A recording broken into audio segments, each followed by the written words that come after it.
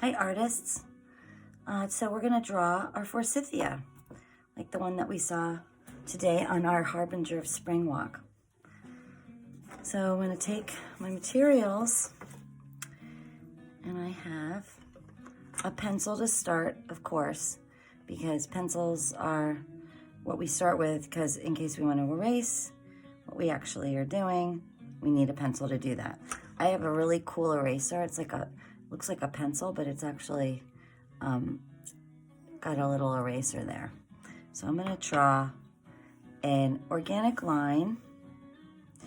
I'm gonna start here and make it kind of straight, but with some curves, because it's an organic line, which means it's a line found in nature.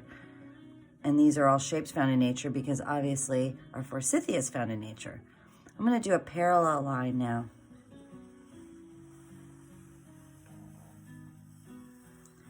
Parallel means it's right next to the next one, to the one right next to it, and they're not meeting up at all. So I've got this, and this is gonna be the branch.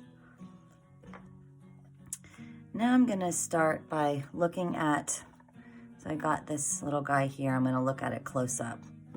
And I'm gonna see that it has 1, 2, 3, 4 petals. And then actually has a little green bud starting up here. So I'm gonna look at it and I'm gonna start to draw. I'm gonna maybe start one up here.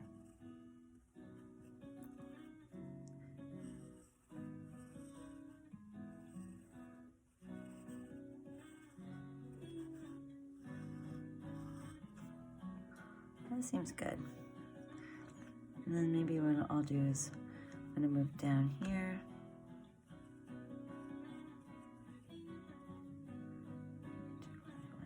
Like this.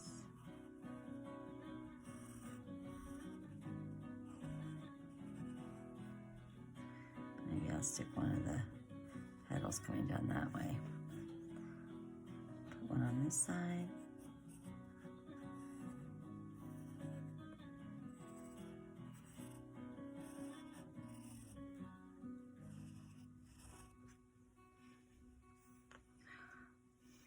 I want to put one that I can see. I'm going to put the little hole there, a little circle.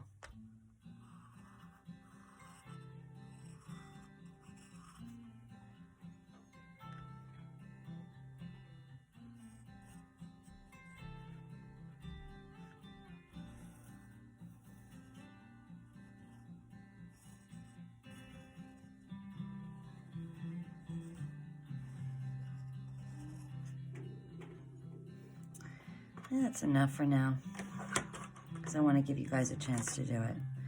I've got a kind of a fancy pen, but you can use any pen that you have at home. And you can trace, actually I put that in there, you can trace the lines that you made with your pencil.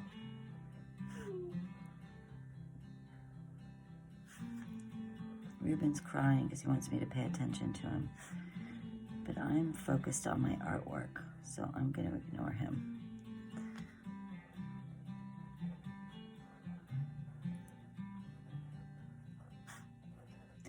Remember, when we draw anything, we use shapes and lines. Those are two really important elements of art. I've always talked about that in the art studio.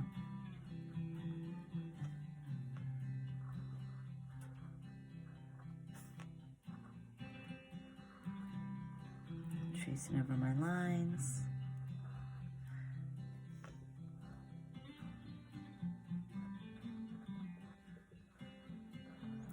And it's from nature, so it's not something that has to be perfect. Because what's perfect? Nothing's perfect. Ruben's really trying to get my attention. I'm gonna keep going down like this. Remember how I said when we draw lines, you keep your wrist straight and you kind of drag your hand down? So I'm keeping my wrist straight and I'm pulling. I'm just sort of gliding my arm down over that line I made, that parallel line. There. Now, hopefully this won't smudge. I can erase my pencil lines. Very satisfying. Can fill in any spaces I missed.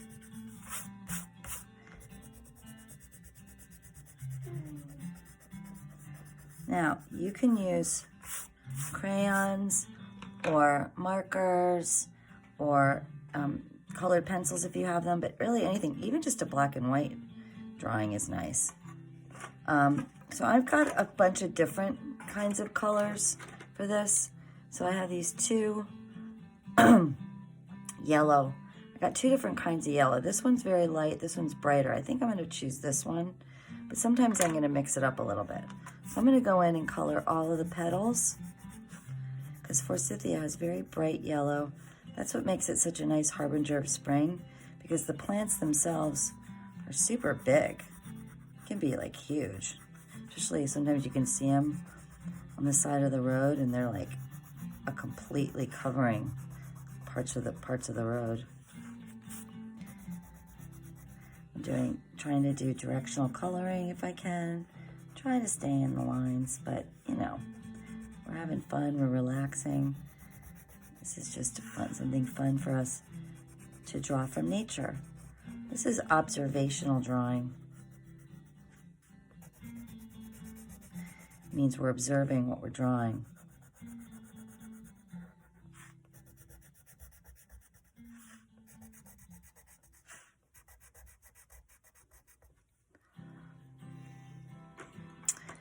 Now I get the yellow, so now I'm gonna do the little green bits.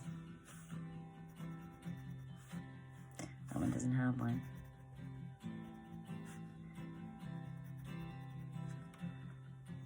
And I picked a couple, I took two different kinds of green. It's kind of fun to mix it up or layer the colors. Just kind of add little bits. And then, now for the branch. Now I can add more of these, and I probably will after I go, and I'll let you guys do your drawings. But the brown of the branch is nice. And I got two different kinds of brown. I got a really dark brown and a lighter brown, so I can kind of make some different